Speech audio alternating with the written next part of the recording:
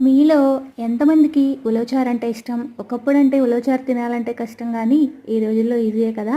మేము విజయవాడ నుంచి వచ్చేటప్పుడు ఇందిరా ఉలవచారు అని చెప్పి ఉలవచారు తెచ్చుకున్నాము.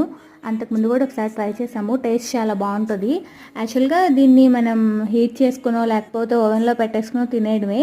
కాకపోతే ఈసారి నేనేంటంటే ఇలా స్పెషల్‌గా కొంచెం తాలింపు వేసి ఆనియన్స్, పచ్చిమిర్చి, కరివేపాకు అన్నీ వేసి తాలింపు పెట్టిన తర్వాత తిని చూద్దాం ఎలా ఉంటదో అని అనుకున్నాను.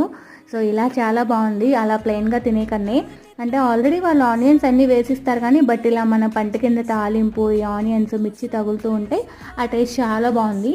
ఇది చాలా తిక్కుగా ఉంది. నేను కొంచెం అంటే కొంచెం వాటర్ యాడ్ చేశాను. ఒక రోలింగ్ బాయిల్ వచ్చిన తర్వాత స్టవ్ అయితే ఆఫ్ చేసేసాను. మన హెల్త్‌కి చాలా మంచిదంటండి. ఇవి తింటే మనకి డైట్‌లో ఉన్నవాళ్ళు హ్యాపీగా తినొచ్చంట. డయాబెటిస్ వాళ్ళు గానీ, లేకపోతే మనకి ఊబకాయం ఉన్న వాళ్ళు కానీ అలాగా మనం ఏ టైప్ ఆఫ్ డైట్ చేసినా గానీ ఉలవచారు హ్యాపీగా తినేయొచ్చంట. మీకు